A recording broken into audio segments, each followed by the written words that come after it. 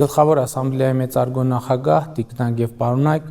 ուրախ եմ հերթական անգամ ուղերձով հանդես գալ միավորված ազգերի կազմակերպության գլխավոր ասամբլեայի նստաշրջանին։ Կցանկանայի նախ շնորհավորել պարոն Աբդուլլա Շահիդին գլխավոր ասամբլեայի նախագահի պաշտոնում ընտրվելու, ինչպես եւ պարոն Անտոնիո Գուտերեշին ՄԱԿ-ի գլխավոր քարտուղարի պաշտոնում վերընտրվելու առիթով։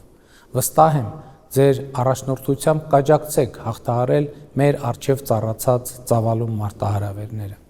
Այսօր իմ ելույթում ցանկանում եմ անդրադառնալ Հարավային Կովկասի տարածաշրջանում տիրող իրավիճակին եւ ներկայացնել գոյություն ունեցող խնդիրների լուծման վերաբերյալ մեր տեսակետները ու առաջարկությունները։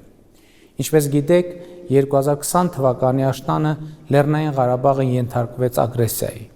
44 օր տևած պատերազմը խլեց մի քանի հազար մարդկանց կյանք։ Լեռնային Ղարաբաղի տասնյակ հազարավոր բնակիչներ տեղահանվեցին։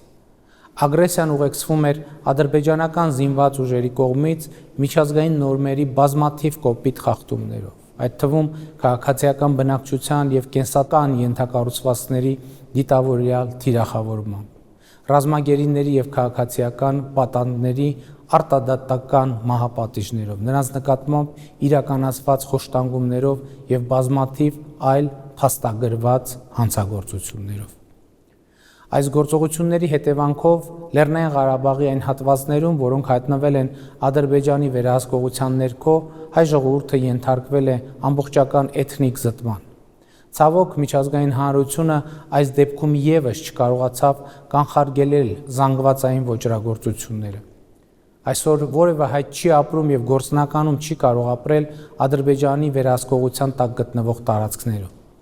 Ռուսաստանի Դաշնության միջնորդական ջանքերի շնորհիվ հնարավոր եղավ կանգնեցնել արյունահեղությունը։ Նոյեմբերի 9-ին ստորագրվեց հրադադարի վերաբերյալ եռակողմ հայտարարություն։ Լեռնային Ղարաբաղում տեղակայվեցին Ռուսաստանի Դաշնության խաղաղապահ ուժեր, որոնք այսօր հանդիսանում են այնտեղ կայունության եւ անվտանգության ապահովման երաշխիքը։ Հարգելի գործընկերներ, մեկ ամիս առաջ Հայաստանի Հանրապետության ազգային ժողովում հաստատվեց կառավարության 2021-2026 թվականների գործունեության ծրագիրը, որտեղ առանցքային դրույթներից մեկը մեր երկրի եւ տարածաշրջանի համար խաղաղ զարգացման դարաշրջան բացելն է։ Ընդ որում 2021 թվականի հունիսի 20-ին կայացած արտահերթ խորհրդարանական ընտրությունների արդյունքում Հայաստանի ժողովուրդը մեր կառավարությանը մանդատ տվեց այս առանցքային նպատակի ուղղությամբ շարժվելու համար։ Կարևոր է ընդգծել, որ մեր կառավարությունը այդ կարևորագույն մանդատը ստացավ այնպիսի ընտրություններում, որոնք անցկացվեցին երկրում ստեղծված ներքաղաքական ճգնաժամը հաղթահարելու համար։ 2018 թվականին Հայաստանում տեղի ունեցած ոչ բռնի, թավշյա ժողովրդական հեղափոխությունից հետո սա մեր երկրում տեղի ունեցած երկրորդ ընտրություններն էին եւ երկու ընտրություններն էլ միջազգային դիտորդների կողմից գնահատվեցին որպես մրցակցային, թափանցիկ եւ ժողովրդավարական չափանիշներին համապատասխանող։ Եվ ուրեմն ինչպես ենք մենք պատրաստվում իրականացնել մեր երկրի ու տարածաշրջանի համար խաղաղ զարգացման դարաշրջան բացելու նպատակը։ Երկխոսության մեր տարածաշրջանում ցավալիորեն արկա թշնամության մթնոլորտը քայլ առ քայլ հաղթահարելու միջոցով։ Մենք գիտակցում ենք, որ ճանապարհը դժվարին եւ երկարատև է լինելու։ Այսօր էլ ցավոք գրեթե ամեն օր տեղի են ունենում իրադարձություններ, որոնց նպատակը խաղաղության օրակարգը դելեգիտիմիզացիայի ենթարկելն է։ Թշնամության մթնոլորտը ոչ միայն խորացնելը, այլև այն առավել համակարգված դարձնելը։ Հրադադարի խախտումները, Հայաստանի եւ հայ ժողովրդի դեմ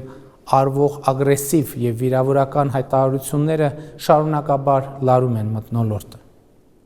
Խաղաղության օրակարգի դեմ ուղղված գործելակերպ է այն, որ ի հեճուկս նոյեմբերի 9-ի հայտարարության 8-րդ կետի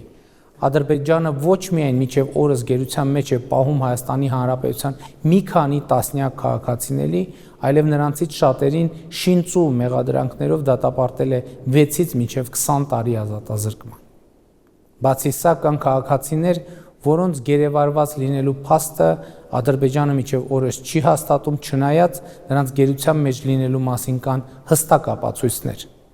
Սա առավել անընդունելի է դառնում այն ֆոնին, որ 2020 թվականի աշնանը ադրբեջանցի օկտատերերը հրապարակել են կոնկրետ հայ զինվորների գերեվարվելու տեսանյութեր, իսկ ավելի ուշ հայտնաբերվել են այդ զինվորների գլխատված կամ գնդակահարված մարմինները։ Մեր գերիների խոշտանգումների ենթարկելու մասին անհերքելի ապացույցներ ունենք։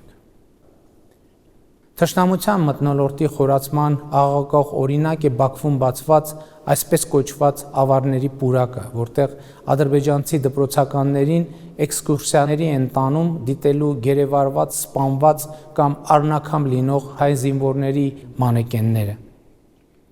Այս եւ մյուս քայլերը արվում են ի ցույց դնելու խաղաղության անհնարինությունը մեր տարածաշրջանում,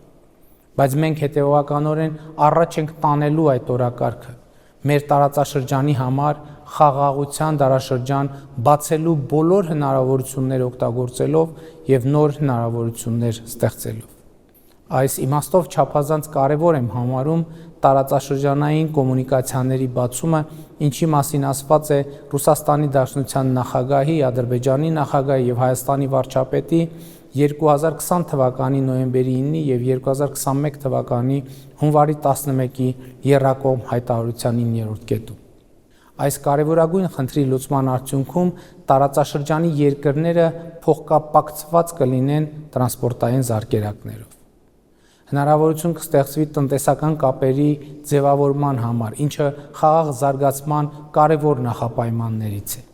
Ճանապարհների վերաբացման թեման ուսումնասիրելիս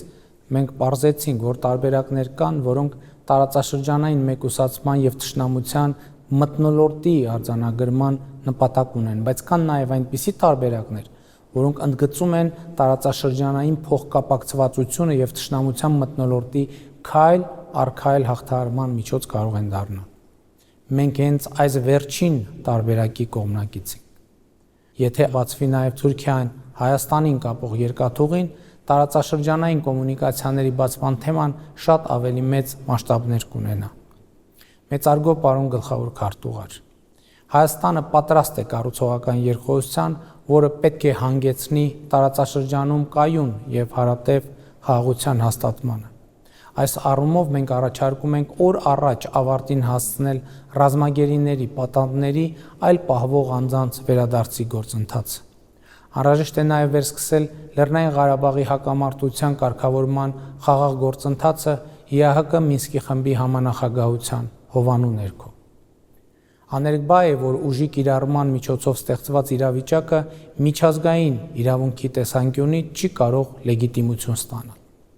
Արցախի ժողովրդի ինքնորոշման իրավունքը չի կարող կասեցվել ուժի կիրառման միջոցով եւ հակամարտությունը չի կարող լուծված համարվել ուժի կիրառման արդյունքում։ Լեռնային Ղարաբաղի հակամարտությունը սպասում է իր արդարացի կարգավորմանը։ Դա են փաստում նաև համանախագահող պետությունների հայտարարությունները, որոնք ընդգծում են հայտնի սկզբունքների հիման վրա բանակցային գործընթացը վերսկսելու անհրաժեշտությունը։ Գտնում ենք նաև, որ համանախագահների միջնորդությամբ իրականացվող շփումները կողմերին հնարավորություն կտան գտնել ընդհանուր եզրեր եւ ասպարեզ բացել բազմաթիվ կնճռոտ հարցերի պատասխանները գտնելու համար։ Հաջորդը հայ-ադրբեջանական սահմանի սահմանագծման ու սահմանազատման հարցն է։ Ցավով պետք է արձանագրեմ, որ դժվար է պատկերացնել սահմանագծման գործընթացը այն պայմաններում, երբ գրեթե ամենօրյա պարբերականությամբ հայ-ադրբեջանական սահմանին հնչում են կրակոցներ եւ տեղի են ունենում տարաբնույթ սադրանքներ, այն պայմաններում, երբ Ադրբեջանի զինված ուժերի ստորաբաժանումները սույն թվականի մայիսի 12-ին Սոտ խոզնավար հատվածում ներխուժել են Հայաստանի Հանրապետության ինքնիշխան տարածք։ Այս իրավիճակից դուրս գալու համար մենք առաջարկել ենք հետևյալ գործողությունները։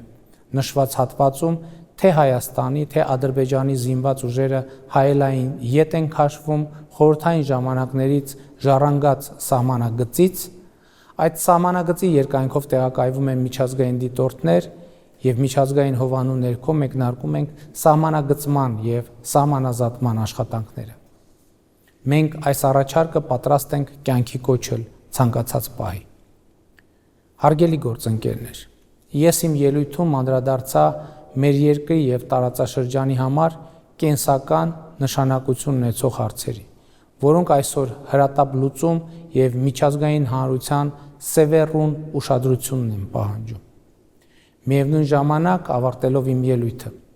ցանկանում եմ վերահաստատել, որ Հայաստանը, որպես միջազգային հանրության պատասխանատու անդամ եւ վստահելի գործընկեր, շարունակելու է իր ներդրումը բերել բազմակողմանի միջազգային իրավակարգի ամրապնդմանը, ՄԱԿ-ի կանոնադրության նպատակների ու սկզբունքների վրա հիմնված միջազգային համագործակցությանը, կայուն զարգացման խրախուսմանը ու մարդու հիմնարար իրավունքների պաշտպանությանը։ Մենք հավատարիմ ենք կառուցողական եւ ներառական երկխոսությանը մեր բոլոր գործընկերների հետ։ Հայաստանը պատրաստակամ է ամենայն ջանք գործադրել նպաստելու արդի գլոբալ այնպիսի մարտահրավերների հաղթահարմանը, ինչպիսիք են կլիմայի փոփոխությունը, COVID-19-ի համավարակը, միջազգային խաղաղության եւ անվտանգության կայուն զարգացման խնդիրները։